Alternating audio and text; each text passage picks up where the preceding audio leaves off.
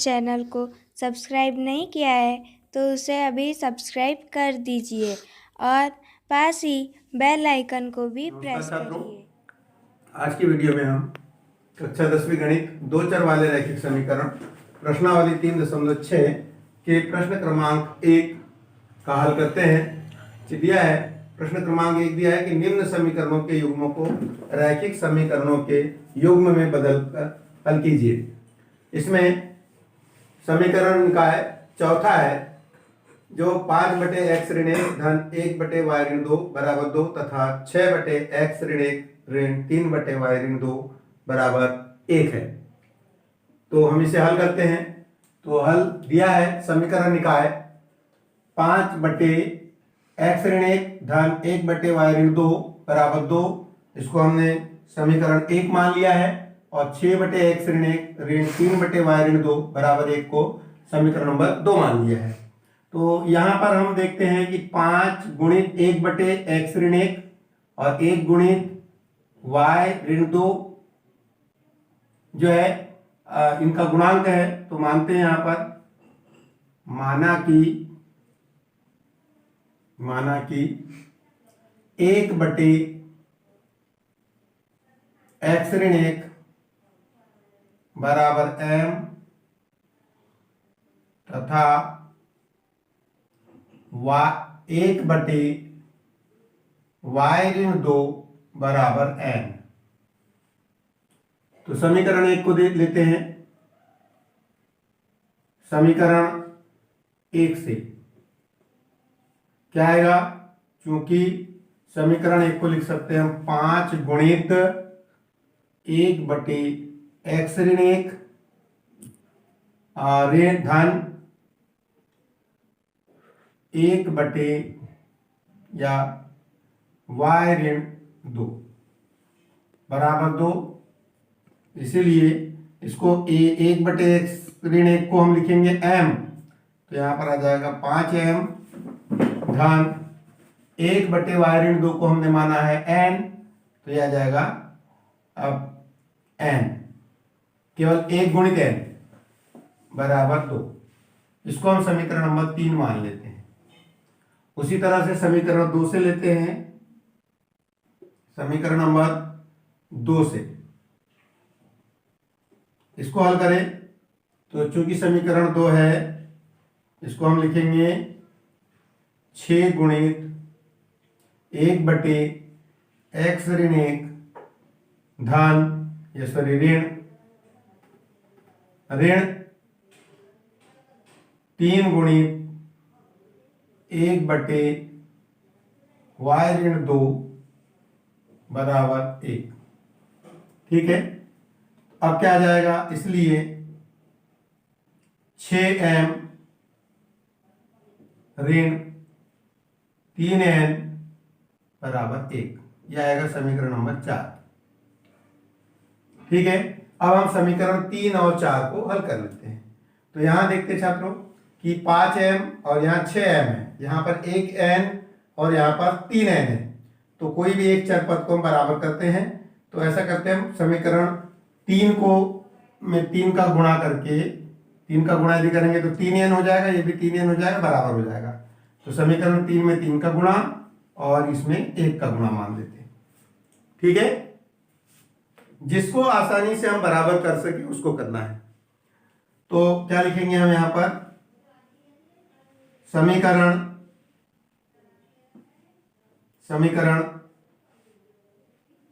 3 गुणित 3 तथा 4 गुणित 1 से,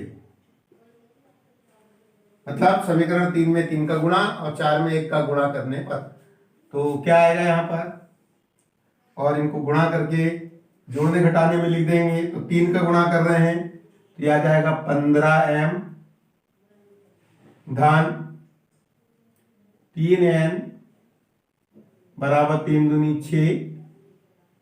उसी तरह से नीचे वाला 1 का गुणा करेंगे तो ज्यों का त्यों रह गई 6m ऋण 3n बराबर 1।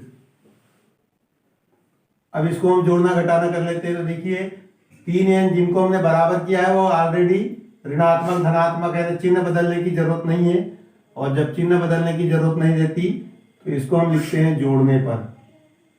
जोड़ने पर तो क्या आएगा, जोड़ेंगे तो 15 और 6 कितना हो जाएगा, 21 m, ये 3 और ऋण 3n कट जाएगा, 0 हो जाएगा। और इधर कितना आएगा, 6 और 1 7, 7 से कटता है, 7 एकम 7, 7 त्रिक 21, ये 3 तिर्यक गुणा में नीचे चले जाएगा, या इसको अपन लिखेंगे 3m बराबर 1, 7 एकम 7 है तो क्या आ जाएगा, ये 3 नीचे चले जाएगा तो m बराबर आ गया 1/3, ये m का मान निकल गया। अब इस m के मान को समीकरण 3 या 4 कहीं भी रख सकते हैं। अब लेंगे, अब m बराबर 1/3 को समीकरण 3 में रखने पर, समीकरण 3 क्या है, चूंकि 5m धन n बराबर 2, इसीलिए ठीक है, n है, सॉरी n 5m धन n बराबर 2, इसलिए 5m का मान कितना है, 1/3, तो 1/3 लिख देंगे यहां पर हम, धन n बराबर 2। अब इनका गुणा, तो ये पूरा भाग 5 एकम 5 हो जाएगा और 5/3 ट्रांसफर कर देंगे इधर, n बराबर कितना आएगा, 2 ऋण 5/3। इनको हम हल कर ले आगे, तो n बराबर 2 तिया 6 और 2 के नीचे 1 मान लेते हैं हम, तो क्या आएगा, 1 एकम 1 का गुणा 5 में तो 5 ही आएगा, जब का बट्टे कितना आएगा, 3 एकम 3। इस तरह से हो गया। अब घटा देंगे तो n बराबर आ जाएगा अपने पास 1 बचेगा तो 1/3, तो ये n बराबर भी आ गया हमारे पास 1/3, तो m बराबर भी 1/3 और n बराबर भी 1/3। तो अब आंसर लिख देंगे इसका, आंसर अतः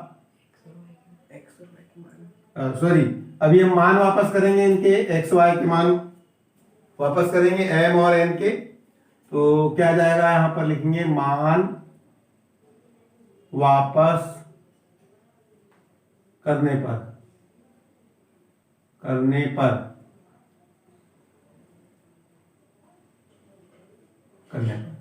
तो चूंकि 1/x बराबर कितना माने हैं, 1/x ऋण 1 बराबर है m, तथा 1/y ऋण 2 बराबर है n।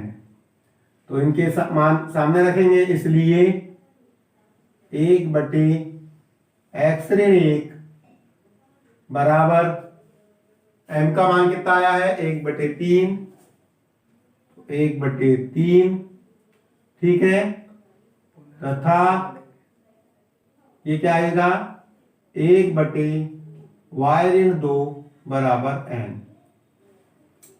ठीक है। तो n का मान कितना आएगा, n का मान भी 1/3 आया है, ठीक है। तो अब आगे हल करें, तो इनको पलट देते हैं, जब उल्टाएंगे तो क्या हो जाएगा, अंश का हर और हर का अंश हो जाएगा, तो ये जब पलट जाएगा तो ये आएगा x ऋण 1 बराबर 3, 1/3 है तो 3/1 हो जाएगा। उसी तरह से तथा इसको भी पलट देंगे तो y ऋण 2 बराबर 3। अब ये एक जो है इधर चले जाएगा, तो x बराबर 3 ऋण 1 का धन 1 तथा y बराबर 3 ऋण 2 का धन 2, 2 ट्रांसफर हुआ, इधर स्थानांतरित होके जाएगा तो धन 2। तो अब क्या आ जाएगा, x बराबर 4 तथा y बराबर 5। तो इस तरह से x का मान 4 और y का मान 5 होगा। तो यहां लिख देंगे समीकरण इसमें आंसर। अतः समीकरण निकाय की हल x बराबर 4 तथा y बराबर 5 होंगे। तो छात्रों, आपको इस तरह के कठिन सवाल यदि हमारे द्वारा बड़े आसानी से समझ में आते हैं तो आप हमारे वीडियो अवश्य देखते रहिए और वीडियो पूरा देखें। और यदि आपने अब तक मेरे YouTube चैनल GS पटले को सब्सक्राइब नहीं किया है तो सब्सक्राइब एक बार अवश्य करें और अपने साथियों में भी शेयर करते रहें। धन्यवाद।